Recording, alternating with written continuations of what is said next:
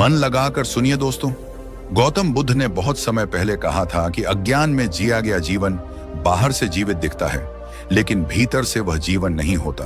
और आज का इंसान उसी स्थिति में खड़ा है। आज मनोविज्ञान भी यही कहता है कि जब इंसान बिना उद्देश्य, बिना अर्थ और बिना स्पष्ट दिशा के जीता है, तो उसका मन धीरे धीरे खुद से कटने लगता है। बाहर सब कुछ ठीक दिखाई देता है, लेकिन भीतर एक खालीपन पनपता रहता है। एक ऐसी बेचैनी जो बिना शोर के अंदर ही अंदर इंसान को खोखला कर देती है। मनोवैज्ञानिक इसे अस्तित्व की खालीपन कहते हैं, जहां इंसान के पास सब कुछ होता है, लेकिन उसे यह समझ नहीं आता कि वह जो कर रहा है वह कर क्यों रहा है। बुद्ध ने इसी अवस्था को दुख कहा था। दुख केवल रोना नहीं होता, दुख वह चुप्पी भी है जो हंसी के पीछे छिपी होती है। जब मन इस दुख को समझ नहीं पाता तो वह उससे भागने लगता है। कोई पैसा कमाने में खुद को झोंक देता है, कोई पद और पहचान के पीछे दौड़ता है, कोई रिश्तों में खुद को खो देता है और कोई हर दिन दूसरों से अपनी तुलना करता रहता है। समाज हमें सिखाता है कि पैसा, पद और नाम ही जीवन का लक्ष्य है, लेकिन मनोविज्ञान साफ कहता है कि यह लक्ष्य नहीं, यह केवल साधन है। गौतम बुद्ध ने भी यही समझाया कि जब साधन को ही लक्ष्य मान लिया जाता है, तब मन भटक जाता है और शांति दूर होती जाती है। समाज और आत्मा के बीच यही सबसे बड़ा संघर्ष है। समाज कहता है और चाहिए, आत्मा पूछती है क्यों चाहिए। यहां से इच्छा और लक्ष्य का भ्रम पैदा होता है। इच्छा कहती है कि मुझे चाहिए, लक्ष्य कहता है कि मुझे बनना है। इच्छा बाहर की चीजों से जुड़ी होती है, जबकि लक्ष्य भीतर की स्थिति से। बुद्ध ने इच्छा को दुख की जड़ इसलिए कहा क्योंकि इच्छा कभी रुकती नहीं। एक पूरी होती है, दूसरी पैदा हो जाती है। मनोविज्ञान भी यही बताता है कि जब दिमाग लगातार इच्छाओं के पीछे भागता रहता है, तो वह एक अंतहीन चक्र में फंस जाता है। थोड़ी देर की खुशी, फिर खालीपन, फिर नई चाह और फिर वही थकान। इंसान सोचता है कि अगली उपलब्धि सब ठीक कर देगी, लेकिन अगली उपलब्धि कभी अंतिम नहीं होती। जब जीवन में स्पष्ट लक्ष्य नहीं होता, तो उसका असर सीधे मन पर पड़ता है। ध्यान भटकने लगता है, निर्णय लेने की क्षमता कमजोर हो जाती है, आत्मविश्वास धीरे धीरे घुलने लगता है और इंसान हर समय खुद को दूसरों से कम या ज्यादा साबित करने में लगा रहता है। मनोवैज्ञानिक कहते हैं कि जिस इंसान को यह नहीं पता कि वह क्यों जी रहा है, वही इंसान सबसे जल्दी टूटता है। गौतम बुद्ध का ज्ञान यहीं पर रोशनी बनकर सामने आता है। वे कहते हैं कि पहले खुद को जानो, फिर रास्ता अपने आप साफ होने लगेगा। लक्ष्य बाहर ढूंढने की चीज नहीं है, लक्ष्य भीतर की स्पष्टता से जन्म लेता है। कई महान वैज्ञानिक और मनोवैज्ञानिकों ने भी यही कहा है कि अर्थ के बिना जीवन बोझ बन जाता है। विक्टर फ्रैंकल ने लिखा था कि जिसके पास जीने का कारण होता है, वह किसी भी परिस्थिति को सह सकता है। लेकिन आज समस्या यह है कि इंसान के पास सुविधाएं तो बहुत हैं, पर कारण नहीं है। इसीलिए बुद्ध ने ध्यान और आत्म जागरूकता पर इतना जोर दिया। ध्यान कोई धार्मिक क्रिया नहीं, ध्यान मन को देखने की प्रक्रिया है। मनोविज्ञान बताता है कि जब इंसान अपने विचारों को देखना सीखता है, तो उसका दिमाग धीरे धीरे स्पष्ट होने लगता है और उसी स्पष्टता से जीवन का लक्ष्य उभरता है। यह लक्ष्य कोई बहुत बड़ा सपना नहीं होता, यह एक ऐसी अवस्था होती है जहां मन शांत हो, कर्म सही दिशा में हो और जीवन का रास्ता साफ दिखाई दे। बुद्ध ने कहा था कि शांति कोई मंजिल नहीं, बल्कि सही रास्ते पर चलने का परिणाम है। अगर आज मन अशांत है, तो इसका मतलब यह नहीं कि आप कमजोर हैं, इसका मतलब यह है कि आप बिना दिशा के चल रहे हैं। यह समझना ही इस यात्रा का पहला कदम है, क्योंकि जब तक जीवन का लक्ष्य साफ नहीं होगा, तब तक हर दिन सिर्फ बीतता रहेगा, जिया नहीं जाएगा। और यहीं से आगे की बात जन्म लेती है, मन को समझने की, मन को साधने की और उस लक्ष्य को व्यवहारिक जीवन में उतारने की, जिसकी शुरुआत यहीं से होती है। जब इंसान यह समझने लगता है कि उसका जीवन बिना दिशा के चल रहा है, तब उसके मन में सबसे पहले जो भावना जन्म लेती है, वह है बेचैनी। यह बेचैनी अचानक नहीं आती, यह धीरे धीरे भीतर जगह बनाती है, ठीक वैसे ही जैसे किसी शांत कमरे में बिना आवाज के अंधेरा फैल जाता है। गौतम बुद्ध ने इसी स्थिति को बहुत गहराई से देखा था। उन्होंने कहा था कि दुख कोई बाहरी घटना नहीं है, दुख कोई दुर्घटना नहीं है, दुख मन की एक अवस्था है। इंसान अक्सर सोचता है कि उसे दुख इसलिए है क्योंकि उसके साथ कुछ गलत हो गया, लेकिन बुद्ध कहते हैं कि दुख इसलिए है क्योंकि मन ने उस घटना को कैसे देखा, कैसे समझा और कैसे पकड़ लिया। बुद्ध के अनुसार दुख की जड़ बाहर नहीं, भीतर है। दुख की असली जड़ है तृष्णा, यानी वह अधूरी चाहत जो कभी पूरी नहीं होती। इंसान चाहता है कि सब कुछ उसकी उम्मीद के अनुसार हो, लोग उसके अनुसार चलें, जीवन उसकी कल्पना के अनुसार आगे बढ़े। लेकिन जब ऐसा नहीं होता तब मन टूटता है। यही टूटन दुख बन जाती है। मनोविज्ञान भी यही कहता है कि जब वास्तविकता और उम्मीदों के बीच का अंतर बहुत बढ़ जाता है तब इंसान मानसिक तनाव में चला जाता है। वैज्ञानिक इसे एक्सपेक्टेशन रियलिटी गैप कहते हैं।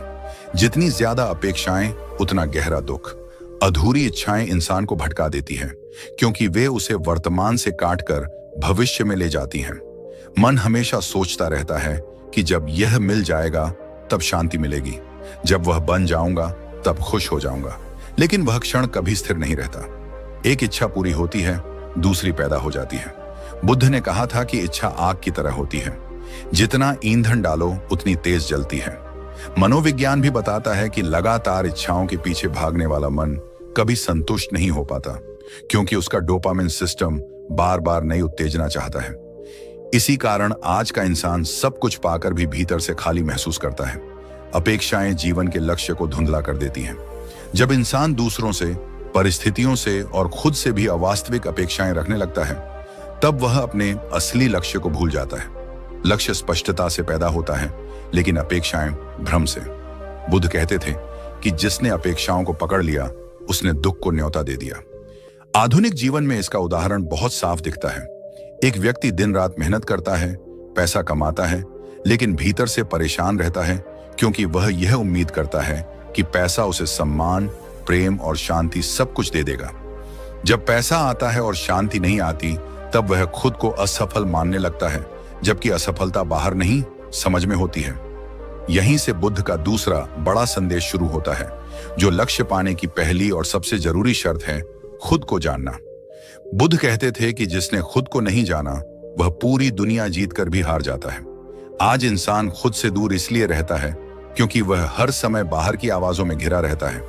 मोबाइल, शोर, काम, जिम्मेदारियां, तुलना और डर, इन सब के बीच मन को खुद की आवाज सुनने का समय ही नहीं मिलता। मनोविज्ञान बताता है कि जब इंसान लगातार बाहरी उत्तेजनाओं में डूबा रहता है तब उसकी आत्म जागरूकता कम होने लगती है। वह खुद को केवल अपने रोल से पहचानने लगता है, नौकरी, रिश्ता, जिम्मेदारी। लेकिन मैं कौन हूं, यह सवाल पीछे छूट जाता है। भीड़ में खोया हुआ इंसान बाहर से सामान्य दिखता है, लेकिन भीतर से खाली होता है। वह हंसता है, बात करता है, काम करता है, लेकिन अकेले में खुद से मिलने से डरता है। बुद्ध ने इसे अज्ञान कहा था, खुद को न जानने का अज्ञान। मनोविज्ञान भी कहता है कि जो इंसान खुद से संपर्क खो देता है वह धीरे धीरे अपने जीवन के नियंत्रण से भी दूर हो जाता है। आत्म जागरूकता का मतलब यह नहीं कि इंसान अपने बारे में सोचे, बल्कि यह कि वह अपने विचारों, भावनाओं और प्रतिक्रियाओं को देखना सीखे। बुद्ध के विचारों में खुद को देखना सबसे गहरी साधना है। वे कहते थे कि जब इंसान अपने मन को देखता है तब उसे समझ आता है कि दुख बाहर से नहीं आता, दुख मन की आदतों से आता है। मनोवैज्ञानिक कार्ल रोजर्स ने भी कहा था कि आत्म जागरूकता के बिना कोई भी स्थायी परिवर्तन संभव नहीं है। विक्टर फ्रैंकल ने बताया कि जब इंसान अपने भीतर झांकना सीखता है तब उसे जीवन का अर्थ दिखाई देने लगता है। आधुनिक न्यूरोसाइंस भी यही कहता है कि जब इंसान अपने विचारों को बिना जज किए देखता है तब उसके दिमाग में नई स्पष्टता पैदा होती है। बुद्ध का ज्ञान यहाँ बेहद सरल लेकिन गहरा है। वे कहते हैं कि खुद को जानने के लिए कुछ पाने की जरूरत नहीं, बल्कि कुछ देखने की जरूरत है। जब इंसान ये देखना सीखता है कि उसका मन कैसे काम करता है, कैसे इच्छाएं पैदा होती हैं, कैसे अपेक्षाएं दुख बनती हैं, तब उसके जीवन का लक्ष्य धीरे धीरे साफ होने लगता है। लक्ष्य कोई बाहर से दी गई चीज नहीं रह जाती, बल्कि भीतर से उठी हुई दिशा बन जाती है। यहीं से इंसान समझने लगता है कि जीवन का उद्देश्य केवल भागना नहीं, बल्कि जागना है। जब जागरूकता आती है तब मन शांत होता है। जब मन शांत होता है तब सही निर्णय जन्म लेते हैं, और जब निर्णय सही होते हैं तब लक्ष्य अपने आप आकार लेने लगता है। यही वह मोड़ है जहां इंसान दुख को समझना शुरू करता है, उससे लड़ता नहीं। और यही वह बिंदु है जहां अगला रास्ता खुलता है, मन को साधने का, ध्यान को जीवन में उतारने का और उस लक्ष्य को व्यवहारिक रूप देने का, जो अब केवल सपना नहीं बल्कि स्पष्ट दिशा बन चुका होता है। जब इंसान यह समझने लगता है कि दुख बाहर की परिस्थितियों से नहीं बल्कि मन की अशांति से पैदा होता है। तब उसके भीतर एक नई जिज्ञासा जन्म लेती है।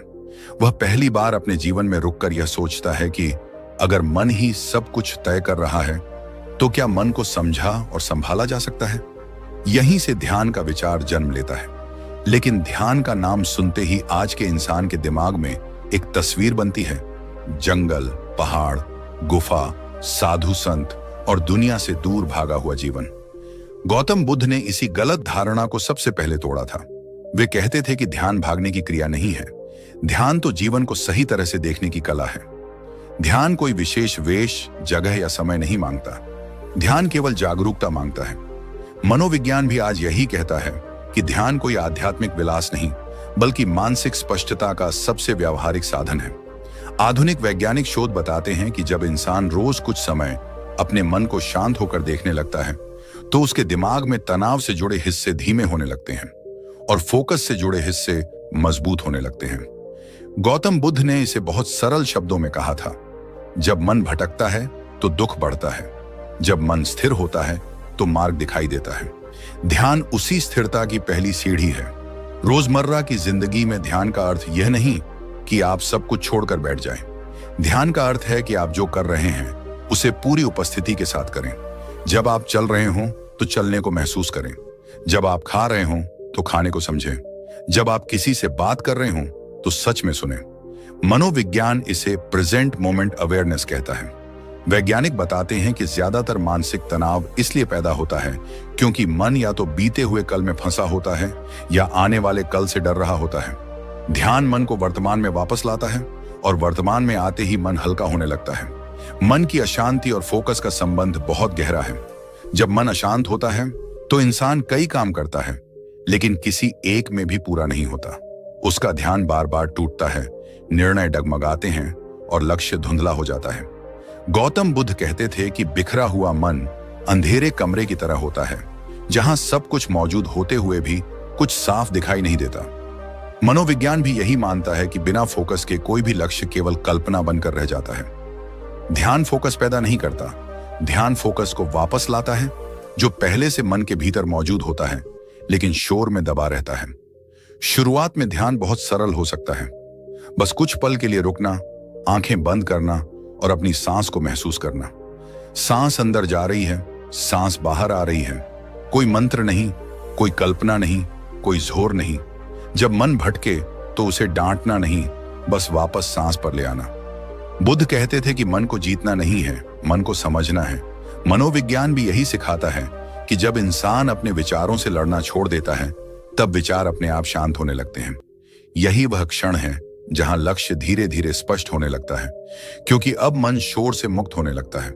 लेकिन ध्यान केवल शांत बैठने तक सीमित नहीं है। ध्यान से निकली हुई स्पष्टता को जीवन के रास्ते पर उतारना भी उतना ही जरूरी है। यहीं से सही मार्ग का विचार सामने आता है। गौतम बुद्ध ने इसे मध्यम मार्ग कहा था। वे कहते थे कि जीवन में अति भी दुख देती है और कमी भी। बहुत ज्यादा भागना इंसान को थका देता है और बहुत ज्यादा रुक जाना उसे जड़ बना देता है। सही मार्ग इन दोनों के बीच का संतुलन है। मनोविज्ञान भी संतुलन को मानसिक स्वास्थ्य की कुंजी मानता है। वैज्ञानिक बताते हैं कि जो इंसान खुद पर अत्यधिक दबाव डालता है वह जल्दी टूट जाता है, और जो इंसान खुद को बिल्कुल ढीला छोड़ देता है वह दिशा खो देता है। बुद्ध का मध्यम मार्ग यही सिखाता है कि लक्ष्य की ओर बढ़ो, लेकिन खुद को कुचल कर नहीं। अनुशासन जरूरी है, लेकिन ऐसा अनुशासन जो जीवन को बोझ न बनाए। अनुशासन का मतलब कठोरता नहीं है। अनुशासन का मतलब है रोज छोटे छोटे सही चुनाव करना। मनोविज्ञान कहता है कि बड़े लक्ष्य छोटे रोजमर्रा के व्यवहार से बनते हैं। बुद्ध ने भी कहा था कि बूंद बूंद से ही घड़ा भरता है। जब इंसान हर दिन थोड़ा सा ध्यान करता है, थोड़ा सा संयम रखता है और थोड़ा सा जागरूक रहता है तो उसका जीवन धीरे धीरे सही दिशा में मुड़ने लगता है। आलस्य और भागदौड़ दोनों ही लक्ष्य के दुश्मन हैं। आलस्य इंसान को शुरू नहीं करने देता और भागदौड़ इंसान को रुककर सोचने नहीं देती। मध्यम मार्ग इन दोनों के बीच संतुलन सिखाता है। काम करो लेकिन खुद को भूलकर नहीं। आगे बढ़ो लेकिन अपने मन को कुचल कर नहीं। मनोविज्ञान बताता है कि जो इंसान अपने प्रयास और विश्राम के बीच संतुलन बनाता है वही लंबे समय तक स्थिर और सफल रहता है।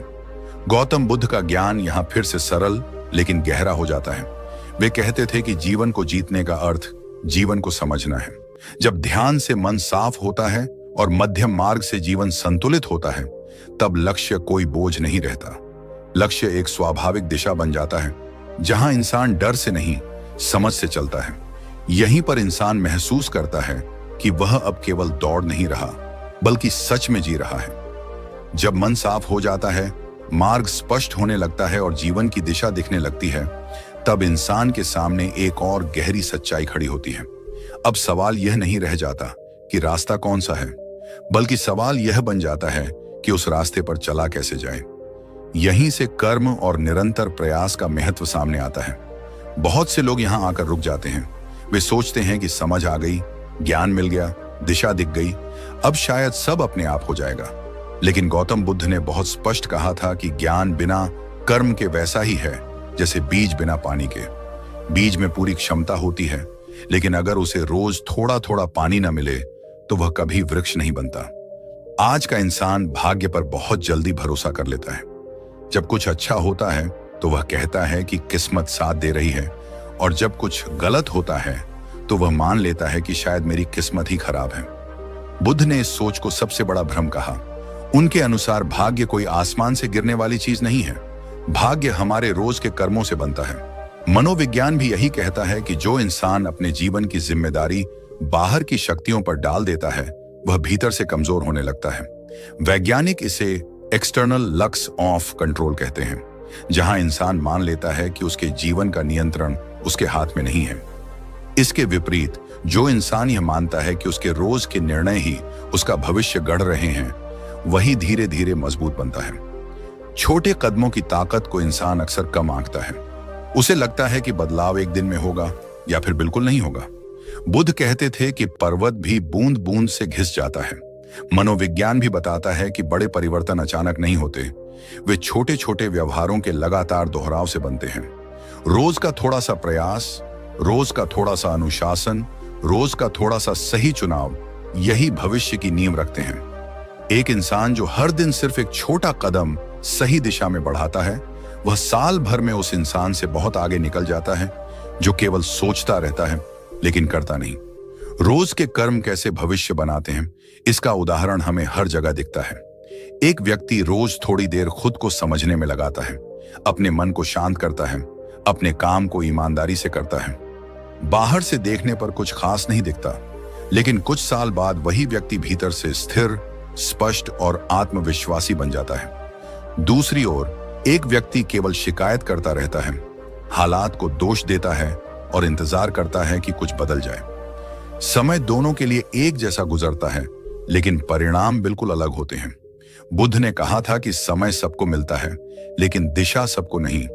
जब इंसान कर्म के रास्ते पर चलना शुरू करता है, तब एक और सच्चाई उसे टकराती है, असफलता और दुख। ज्यादातर लोग यहीं घबरा जाते हैं। वे मान लेते हैं कि अगर दुख आ गया, अगर असफलता मिल गई, तो शायद रास्ता ही गलत है। लेकिन बुद्ध का दृष्टिकोण यहां बिल्कुल अलग है। वे कहते थे कि दुख दुश्मन नहीं है, दुख शिक्षक है।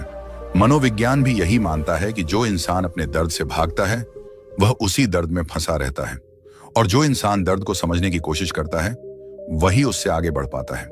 लोग दुख को दुश्मन इसलिए मानते हैं क्योंकि दुख उन्हें उनकी कमजोरियों से मिलवाता है। दुख आईना दिखाता है, और आईना देखना हमेशा आसान नहीं होता। असफलता यह बताती है कि कहां तैयारी अधूरी थी, कहां समझ कम थी, कहां उम्मीदें वास्तविकता से मेल नहीं खा रही थीं। बुद्ध कहते थे कि जिस दिन इंसान दुख को समझना सीख लेता है, उस दिन दुख का आधा असर खत्म हो जाता है। मनोविज्ञान में इसे पोस्ट ट्रॉमेटिक ग्रोथ कहा जाता है, यानी दर्द के बाद इंसान का और गहरा और मजबूत बनना। असफलता दिशा बदलती है अगर इंसान उसे देखने का साहस रखे। कई महान वैज्ञानिकों ने यही कहा है कि असफलता कोई अंतिम निर्णय नहीं, बल्कि एक संकेत है। थॉमस एडिसन ने हजारों प्रयोगों के बाद भी यही कहा था कि वह असफल नहीं हुए, उन्होंने बस यह सीखा कि क्या काम नहीं करता। बुद्ध का ज्ञान भी यही है, जब रास्ता बंद दिखे तो यह समझने की कोशिश करो कि यह तुम्हें कहां मोड़ना चाहता है। हर टूटन का मतलब अंत नहीं होता, कई बार टूटन ही नए रास्ते की शुरुआत होती है। टूटे हुए इंसान के लिए बुद्ध का संदेश बहुत कोमल लेकिन शक्तिशाली है। वे कहते थे कि जब जीवन तुम्हें तोड़ता है, तब वह तुम्हें नया आकार देने की कोशिश कर रहा होता है। मनोविज्ञान भी बताता है कि सबसे गहरी समझ अक्सर सबसे गहरे दुख से निकलती है। जो इंसान गिरने के बाद उठना सीख लेता है वही सच में चलना जानता है। दुख से भागने की जरूरत नहीं, दुख को देखने की जरूरत है। जब इंसान दुख को देखता है, समझता है और स्वीकार करता है, तब वह धीरे धीरे उससे मुक्त होने लगता है। यहीं पर कर्म और दुख एक दूसरे से जुड़ जाते हैं। कर्म बिना दुख के अधूरा है और दुख बिना कर्म के व्यर्थ। कर्म इंसान को आगे बढ़ाता है और दुख उसे गहराई देता है। बुद्ध का पूरा जीवन इसी संतुलन का उदाहरण है। वे कहते थे कि जीवन से संघर्ष मत करो, जीवन को समझो। जब इंसान रोज थोड़ा थोड़ा सही कर्म करता है और आने वाले दुख से सीखने की तैयारी रखता है, तब उसका जीवन धीरे धीरे एक नई दिशा पकड़ लेता है। जब इंसान यह समझने लगता है कि कर्म और दुख दोनों ही उसके जीवन के शिक्षक हैं, तब उसके सामने सबसे बड़ा प्रश्न खड़ा होता है, आखिर मन इतना ताकतवर क्यों हो जाता है कि वह इंसान को आगे भी ले जा सकता है और पूरी तरह रोक भी सकता है। यहीं से मनोविज्ञान और गौतम बुद्ध का ज्ञान एक ही बिंदु पर आकर मिलते हैं। मनोविज्ञान कहता है कि मनुष्य का जीवन उसके बाहरी हालात से नहीं, बल्कि उसके आंतरिक संवाद से संचालित होता है। इंसान दिन भर में हजारों विचार सोचता है, लेकिन उनमें से ज्यादातर विचार वह चुनता नहीं, वे अपने आप चल रहे होते हैं। यही अवचेतन मन की शक्ति है। गौतम बुद्ध ने इसे बहुत सरल शब्दों में कहा था, मन ही सब कुछ है, जैसा तुम सोचते हो वैसे ही बन जाते हो। मनोवैज्ञानिक बताते हैं कि जब इंसान अपने मन को बिना समझे लक्ष्य बनाता है, तो उसका मन धीरे धीरे उसी लक्ष्य के खिलाफ काम करने लगता है। वह डर पैदा करता है, संदेह पैदा करता है, तुलना करवाता है और बार बार यह एहसास दिलाता है कि शायद तुम पर्याप्त नहीं हो। यहीं से मन हावी हो जाता है।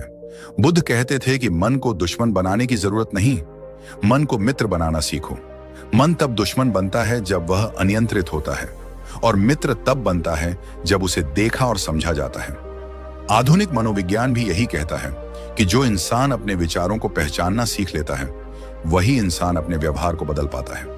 अल्बर्ट बंडूरा ने कहा था कि इंसान वही करता है जो वह खुद को करने में सक्षम मानता है। अगर मन यह मान ले कि लक्ष्य असंभव है, तो शरीर प्रयास करना ही छोड़ देता है। लेकिन अगर मन यह मान ले कि परिवर्तन संभव है, तो इंसान असफलताओं के बीच भी चलता रहता है। गौतम बुद्ध का ज्ञान यहाँ और गहरा हो जाता है। वे कहते थे कि विश्वास आंख बंद करके मान लेने का नाम नहीं, विश्वास अनुभव से पैदा होता है और अनुभव कर्म से आता है। मनोविज्ञान यह भी बताता है कि मनुष्य का मस्तिष्क आदतों से चलता है। रोज का सोचना, रोज का महसूस करना, रोज का व्यवहार, यही धीरे धीरे जीवन का आकार बनाता है। बुद्ध ने इसे संस्कार कहा था। जो संस्कार रोज दोहराए जाते हैं, वही जीवन की दिशा तय करते हैं। जब इंसान बार बार यह सोचता है कि वह नहीं कर सकता, तो उसका मन उसी अनुसार रास्ते बंद कर देता है। लेकिन जब वह रोज थोड़ा सा प्रयास करता है, थोड़ा सा जागरूक रहता है, तो मन भी धीरे धीरे उसका साथ देने लगता है। कई महान वैज्ञानिकों ने यह साबित किया है कि मस्तिष्क बदल सकता है। न्यूरोप्लास्टिसिटी का सिद्धांत यही बताता है कि दिमाग नई सोच और नए अनुभवों से खुद को ढाल सकता है। गौतम बुद्ध ने सदियों पहले यही कहा था कि मन स्थिर नहीं है, मन बहता हुआ है। अगर मन बह सकता है, तो उसकी दिशा बदली भी जा सकती है। फर्क सिर्फ इतना है कि इंसान उसे घसीट कर नहीं बदल सकता, बल्कि समझ कर बदल सकता है। लक्ष्य प्राप्त करने में सबसे बड़ी बाधा बाहरी कठिनाइयां नहीं होती, बल्कि अंदर चल रही वह आवाज होती है जो बार बार कहती है कि तुम देर कर चुके हो, तुम पीछे रह गए हो, तुम जैसे लोग यह नहीं कर सकते। मनोविज्ञान इसे इनर क्रिटिक कहता है, बुद्ध इसे अज्ञान कहते थे। जब इंसान इस आवाज को सच मान लेता है, तब उसका मन उस पर हावी हो जाता है। लेकिन जब इंसान इस आवाज को केवल एक विचार की तरह देखना सीख लेता है, तब उसका प्रभाव धीरे धीरे कम होने लगता है। बुद्ध कहते थे कि विचार बादल की तरह होते हैं, वे आते हैं, जाते हैं, लेकिन आकाश वहीं रहता है। मनोविज्ञान भी यही सिखाता है कि तुम अपने विचार नहीं हो, तुम वह हो जो विचारों को देख रहा है। यह समझ आते ही जीवन में बदलाव शुरू हो जाता है। इंसान पहली बार यह महसूस करता है कि उसके पास विकल्प है। वह हर विचार पर विश्वास नहीं करेगा, हर डर के आगे नहीं झुकेगा, हर असफलता को अंत नहीं मानेगा। यहीं से लक्ष्य प्राप्त करने की प्रक्रिया भीतर से बदलती है।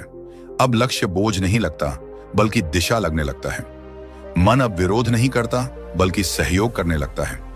रोज का छोटा सा प्रयास अब भारी नहीं लगता, क्योंकि मन जान चुका होता है कि यह प्रयास उसे तोड़ने नहीं, बनाने के लिए है। बुद्ध कहते थे कि सही प्रयास वही है जिसमें हिंसा न हो, न खुद के प्रति न जीवन के प्रति। धीरे धीरे इंसान महसूस करता है कि उसका जीवन बदल रहा है।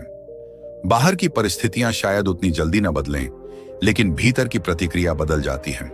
मनोविज्ञान कहता है कि यही असली परिवर्तन है। जब भीतर का नजरिया बदलता है, तब बाहर का संसार अपने आप अलग दिखने लगता है। बुद्ध का ज्ञान यही है कि दुनिया को बदलने से पहले दृष्टि को बदलो। जब इंसान ये समझने लगता है कि मन को समझे बिना लक्ष्य पाना असंभव है, तब उसके रास्ते में सबसे चुपचाप लेकिन सबसे घातक दुश्मन खड़ा होता है, तुलना। यह दुश्मन शोर नहीं करता, यह हमला नहीं करता, यह बस धीरे धीरे आत्मविश्वास को खोखला करता जाता है। इंसान को पता भी नहीं चलता और वह अपने सफर को छोड़कर किसी और की मंजिल देखने लगता है। यहीं से लक्ष्य धुंधला होने लगता है और मन भटकने लगता है। मनोविज्ञान कहता है कि तुलना इंसान की प्राकृतिक प्रवृत्ति है, लेकिन जब यह आदत बन जाती है, तब यह विकास नहीं, विनाश बन जाती है। आज का युग तुलना को और भी जहरीला बना चुका है। सोशल मीडिया ने हर इंसान को एक मंच दे दिया है, जहां हर कोई अपनी जिंदगी का चुना हुआ हिस्सा दिखाता है। सफलता, मुस्कान, उपलब्धियां, सब कुछ चमकदार, सब कुछ परफेक्ट। लेकिन मनोविज्ञान बताता है कि दिमाग वास्तविकता और दिखावे में फर्क नहीं कर पाता। वह जो देखता है उसी से खुद को आंकने लगता है। इंसान किसी और की हाईलाइट रील देखकर अपनी पूरी जिंदगी को जज करने लगता है। यही वह जगह है जहां मन धीरे धीरे हार मानने लगता है, बिना लड़े। गौतम बुद्ध ने सदियों पहले कहा था कि दुख का एक बड़ा कारण यह है कि हम खुद को दूसरों से मापने लगते हैं।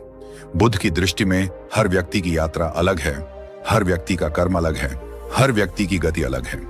जब इंसान यह भूल जाता है और किसी और की गति को अपना मानने लगता है, तब वह अपने ही रास्ते पर ठोकर खाने लगता है। बुद्ध कहते थे कि गुलाब को यह सोचकर दुखी होने की जरूरत नहीं कि वह कमल नहीं है, लेकिन आधुनिक इंसान यही भूल करता है। वह अपनी पहचान छोड़कर किसी और की परछाई बनने की कोशिश करता है। मनोवैज्ञानिक लियोन फेस्टिंगर ने कहा था कि इंसान खुद को समझने के लिए दूसरों से तुलना करता है, लेकिन समस्या तब शुरू होती है जब यह तुलना प्रेरणा नहीं, हीनता पैदा करने लगती है। तब मन हर समय यह दोहराने लगता है कि कोई और आगे है, कोई और बेहतर है, कोई और तेज है। इस लगातार चलने वाली तुलना में इंसान अपनी छोटी छोटी प्रगति को देखना ही बंद कर देता है। उसे लगता है कि जब तक वह किसी और जैसा नहीं बन जाता, तब तक वह अधूरा है। बुद्ध का ज्ञान यहाँ बेहद सीधा और गहरा है। वे कहते थे कि आत्मविश्वास बाहर से नहीं आता, वह भीतर की स्पष्टता से आता है। जब इंसान यह जान लेता है कि वह कौन है, उसे क्या चाहिए और वह क्यों चल रहा है, तब तुलना अपने आप अर्थहीन हो जाती है, क्योंकि तब इंसान किसी दौड़ में नहीं होता, वह अपनी यात्रा पर होता है। मनोविज्ञान भी यही कहता है कि जो व्यक्ति अपने मूल्यों के अनुसार जीता है, उसे दूसरों की उपलब्धियां परेशान नहीं करती। सोशल मीडिया के युग में मन सबसे ज्यादा विचलित होता है। हर स्क्रॉल के साथ एक नई तुलना, हर तस्वीर के साथ एक नया सवाल। क्या मैं पीछे रह गया? क्या मेरी जिंदगी कम है? मनोवैज्ञानिक बताते हैं कि यह लगातार तुलना डोपामिन और आत्मसम्मान के बीच असंतुलन पैदा करती है। इंसान बाहर से प्रेरित दिखता है, लेकिन भीतर से थका हुआ और असंतुष्ट होता चला जाता है। बुद्ध इसे तृष्णा कहते थे, और तृष्णा कभी संतुष्टि नहीं देती, वह सिर्फ और चाह पैदा करती है। जब इंसान अपनी गति का सम्मान करना सीखता है, तभी उसका मन शांत होना शुरू होता है। हर बीज एक ही दिन में फल नहीं देता, लेकिन तुलना इंसान को यह झूठ सिखा देती है कि सबको एक ही समय पर एक ही तरीके से फल देना चाहिए। बुद्ध कहते थे कि धैर्य भी एक कर्म है। मनोविज्ञान कहता है कि जो इंसान अपने प्रयासों को समय देता है, वही लंबे समय तक टिकता है। लेकिन तुलना धैर्य को मार देती है, क्योंकि वह जल्दबाजी पैदा करती है। आत्मविश्वास तब नहीं आता जब इंसान सबसे आगे निकल जाए। आत्मविश्वास तब आता है जब इंसान खुद को स्वीकार कर ले। बुद्ध का ज्ञान यही सिखाता है कि आत्म स्वीकृति ही मानसिक शांति की नींव है। मनोविज्ञान भी कहता है कि जो व्यक्ति खुद से लड़ना बंद कर देता है, वही जीवन से लड़ने की ताकत जुटा पाता है। तुलना आत्म स्वीकृति की सबसे बड़ी दुश्मन है, क्योंकि वह हमेशा यह एहसास कराती है कि तुम जैसे हो वैसे पर्याप्त नहीं हो। जब इंसान तुलना से मुक्त होना शुरू करता है, तब उसके भीतर एक नई तरह की शांति जन्म लेती है। यह शांति आलस्य नहीं है, यह स्पष्टता है। अब लक्ष्य किसी और को देखकर तय नहीं होते, बल्कि भीतर से निकलते हैं। मन अब बेचैन नहीं होता, क्योंकि उसे बार बार खुद को साबित नहीं करना पड़ता। बुद्ध कहते थे कि शांत मन ही सच्चा बलवान मन है। मनोविज्ञान भी यही मानता है कि मानसिक शांति के बिना कोई भी उपलब्धि अधूरी होती है। धीरे धीरे इंसान यह समझने लगता है कि हर किसी का संघर्ष अदृश्य होता है। जो मुस्कुरा रहा है जरूरी नहीं वह शांत हो, जो आगे दिख रहा है जरूरी नहीं वह संतुष्ट हो। लेकिन तुलना इंसान को यह देखने नहीं देती, वह केवल सतह देखता है, गहराई नहीं। बुद्ध का ज्ञान हमें सिखाता है कि बाहर देखने से पहले भीतर देखो, क्योंकि जब भीतर स्पष्टता आ जाती है तब बाहर की चमक अपनी शक्ति खो देती है। यहीं से यह यात्रा एक और गहरे मोड़ पर पहुंचती है। अब इंसान सिर्फ लक्ष्य पाने की बात नहीं करता, वह लक्ष्य के साथ जीने की बात करने लगता है। अब सवाल यह नहीं रह जाता कि लोग क्या कर रहे हैं, सवाल यह बन जाता है कि मैं अपने जीवन के साथ क्या कर रहा हूं। और यही वह स्थिति है जहां मन स्थिर होता है, आत्मविश्वास जन्म लेता है और मानसिक शांति पहली बार महसूस होती है, बिना किसी तुलना के, बिना किसी दौड़ के, बिना किसी दिखावे के। जब इंसान तुलना से बाहर निकल आता है तब उसे लगता है कि अब सब ठीक हो जाएगा। अब लक्ष्य साफ है, दिशा स्पष्ट है और मन पहले से ज्यादा शांत है। लेकिन यहीं पर एक और बहुत गहरा सवाल जन्म लेता है, क्या लक्ष्य और शांति एक साथ चल सकते हैं? या फिर जीवन का नियम यही है कि या तो तुम सफल हो सकते हो या शांत। ज्यादातर लोग मान लेते हैं कि शांति बाद में आएगी, पहले लक्ष्य पूरा कर लो। लेकिन मनोविज्ञान कहता है कि यही सबसे बड़ी भूल है, क्योंकि जिस रास्ते पर चलते हुए शांति खो जाती है उस रास्ते की मंजिल भी अक्सर खाली ही निकलती है। आज की दुनिया में सफलता को बहुत ऊंचे शोर के साथ दिखाया जाता है, बड़ी उपलब्धियां, बड़ी पहचान, बड़ा नाम। लेकिन मनोवैज्ञानिक शोध बताते हैं कि जैसे ही कोई बड़ा लक्ष्य पूरा होता है, दिमाग थोड़ी देर के लिए खुशी महसूस करता है और फिर उसी पुरानी बेचैनी में लौट आता है। इसीलिए इतने लोग सफलता के बाद भी अंदर से खाली महसूस करते हैं। बाहर जीत होती है लेकिन भीतर कुछ टूट सा जाता है।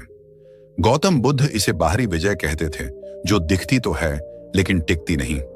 बुद्ध का जीवन दर्शन यहाँ बेहद स्पष्ट है। वे कहते थे कि असली जीत वह है जो मन के भीतर होती है। अगर तुमने पूरी दुनिया जीत ली लेकिन अपने मन को नहीं जीता तो तुम असल में हार गए। आधुनिक मनोविज्ञान भी यही कहता है कि जब व्यक्ति अपनी पहचान को केवल उपलब्धियों से जोड़ देता है तब हर अगला लक्ष्य एक बोझ बन जाता है। लक्ष्य पूरा होने के बाद भी मन चैन से नहीं बैठता, क्योंकि अब उसे खुद को फिर से साबित करना होता है। लक्ष्य पाने के बाद खालीपन इसलिए आता है क्योंकि इंसान लक्ष्य को जीवन का अर्थ बना लेता है। जब वह अर्थ पूरा हो जाता है तो भीतर एक शून्य बन जाता है।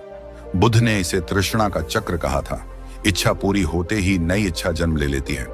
मनोवैज्ञानिक इसे हेडोनिक एडेप्शन कहते हैं, जिसमें इंसान किसी भी सफलता का आदी हो जाता है और फिर वही चीज उसे सामान्य लगने लगती है।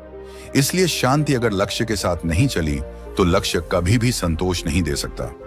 बुद्ध का संतुलित जीवन दर्शन हमें सिखाता है कि लक्ष्य साधन है, मंजिल नहीं। जीवन का उद्देश्य केवल हासिल करना नहीं, बल्कि सजग होकर जीना है। जब इंसान लक्ष्य को पकड़ लेता है लेकिन वर्तमान को छोड़ देता है, तब उसका मन भविष्य में भटकता रहता है। मनोविज्ञान कहता है कि जो व्यक्ति वर्तमान में जीना सीख लेता है वही भविष्य के लिए सही निर्णय ले पाता है। शांति कोई अलग चीज नहीं है जिसे बाद में जोड़ा जाए, वह उसी क्षण जन्म लेती है जब मन और कर्म एक दिशा में बहने लगते हैं। आज के कई महान मनोवैज्ञानिक ये मानते हैं कि आंतरिक शांति के बिना कोई भी दीर्घकालिक सफलता संभव नहीं है। कार्ल रॉजर्स कहते थे कि जब इंसान अपने वास्तविक स्वरूप को स्वीकार कर लेता है तभी उसका विकास शुरू होता है। बुद्ध भी यही कहते थे, खुद को जानो, खुद को देखो, खुद के साथ ईमानदार रहो।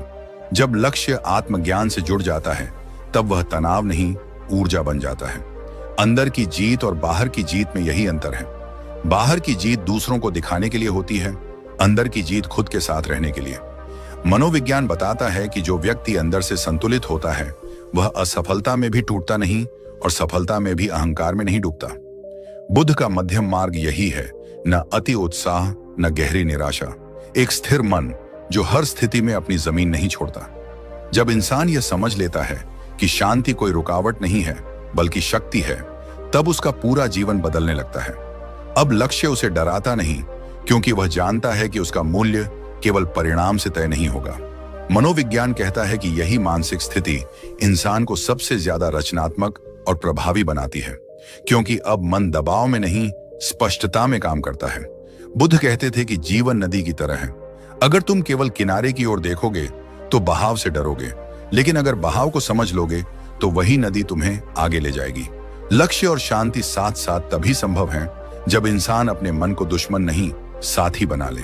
जब वह समझ ले कि शांति कमजोरी नहीं बल्कि सबसे बड़ी ताकत है। धीरे धीरे इंसान यह अनुभव करता है कि अब उसे हर समय कुछ साबित नहीं करना। उसका लक्ष्य स्पष्ट है, लेकिन उसकी आत्मा शांत है। यही वह अवस्था है जहां जीवन सिर्फ दौड़ नहीं रह जाता, बल्कि एक अर्थपूर्ण यात्रा बन जाता है। मनोविज्ञान इसे इंटीग्रेटेड सेल्फ कहता है और बुद्ध इसे सम्यक जीवन कहते थे। और जब यह समझ पूरी तरह उतर जाती है, तब इंसान पहली बार महसूस करता है कि असली सफलता बाहर नहीं। धीरे धीरे इंसान यह अनुभव करता है कि अब उसे हर समय कुछ साबित नहीं करना। उसका लक्ष्य स्पष्ट है, लेकिन उसकी आत्मा शांत है। यही वह अवस्था है जहां जीवन सिर्फ दौड़ नहीं रह जाता, बल्कि एक अर्थपूर्ण यात्रा बन जाता है। मनोविज्ञान इसे इंटीग्रेटेड सेल्फ कहता है और बुद्ध इसे सम्यक जीवन कहते थे। और जब यह समझ पूरी तरह उतर जाती है, तब इंसान पहली बार महसूस करता है कि असली सफलता बाहर नहीं, भीतर जन्म लेती है। अब लक्ष्य पाने की खुशी भी शांत होती है और न पाने का दुख भी सीमित। मन स्थिर है, दृष्टि साफ है और जीवन एक संतुलित लय में बह रहा है। यही वह बिंदु है जहां जीवन का उद्देश्य और जीवन की शांति एक दूसरे से टकराते नहीं, बल्कि एक दूसरे को पूरा करते हैं। जब इंसान ये समझ लेता है कि जीवन का लक्ष्य सिर्फ पाने की चीज नहीं, बल्कि जीने का तरीका है, तब उसके भीतर कुछ टूटता नहीं, बल्कि कुछ स्थिर हो जाता है। उसी स्थिरता से कुछ ऐसे शब्द जन्म लेते हैं जो सिर्फ सुनने के लिए नहीं होते, बल्कि जीने के लिए होते हैं। ऐसे शब्द जो किसी किताब में बंद नहीं रहते, बल्कि दिल से निकलकर दिलों तक पहुंचते हैं। गौतम बुद्ध कहते थे कि सही शब्द वही है जो मन को शांत करे और दिशा दिखाए। मनोविज्ञान भी मानता है कि कुछ वाक्य सीधे अवचेतन मन में उतर जाते हैं और वहीं से जीवन की दिशा बदलना शुरू कर देते हैं। जब इंसान खुद से कहता है कि मैं अपनी तुलना छोड़ रहा हूं, तो यह सिर्फ एक वाक्य नहीं होता, यह एक मानसिक आजादी होती है। जब वह यह स्वीकार करता है कि मेरी गति मेरी पहचान है, तो पहली बार मन दौड़ से बाहर आता है। जब वह यह समझ लेता है कि शांति कोई मंजिल नहीं, बल्कि सही रास्ते का संकेत है, तब लक्ष्य बोझ नहीं रह जाता। ऐसे ही वाक्य लोगों को इसलिए छूते हैं क्योंकि वे किसी और की नहीं, उनकी अपनी अनकही आवाज होते हैं। मनोवैज्ञानिक बताते हैं कि जब इंसान अपने भीतर की सच्चाई को शब्दों में सुनता है, तो उसका मस्तिष्क उसे सच मानने लगता है। कुछ शब्द ऐसे होते हैं जो दिमाग को नहीं, सीधे आत्मा को पकड़ते हैं। जैसे यह एहसास कि जो अपने मन को समझ गया, उसे दुनिया समझाने की जरूरत नहीं पड़ती। या फिर यह सच्चाई कि हर दिन जीतना जरूरी नहीं, लक्ष्य पाने से ज्यादा जरूरी है लक्ष्य की तरह बनना।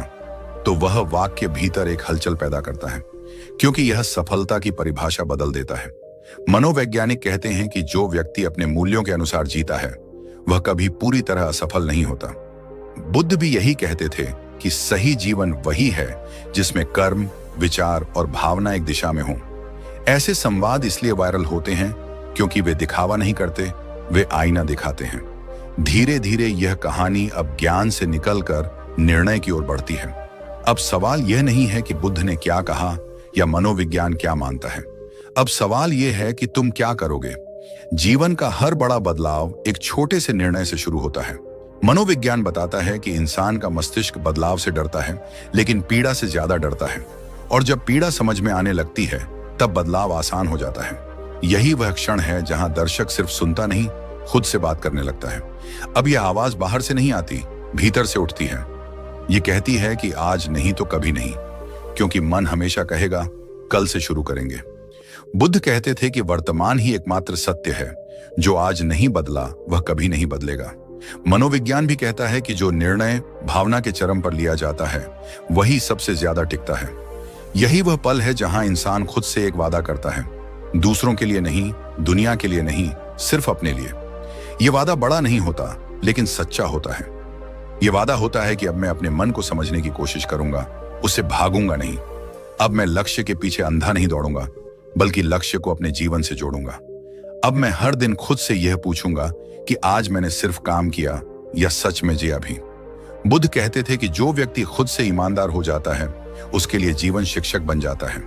मनोविज्ञान कहता है कि यही आत्म जागरूकता मानसिक मजबूती की जड़ है। अब यह यात्रा अपने अंतिम लेकिन सबसे मानवीय मोड़ पर आती है। यहाँ कोई आदेश नहीं है, कोई दबाव नहीं है, सिर्फ एक निमंत्रण है।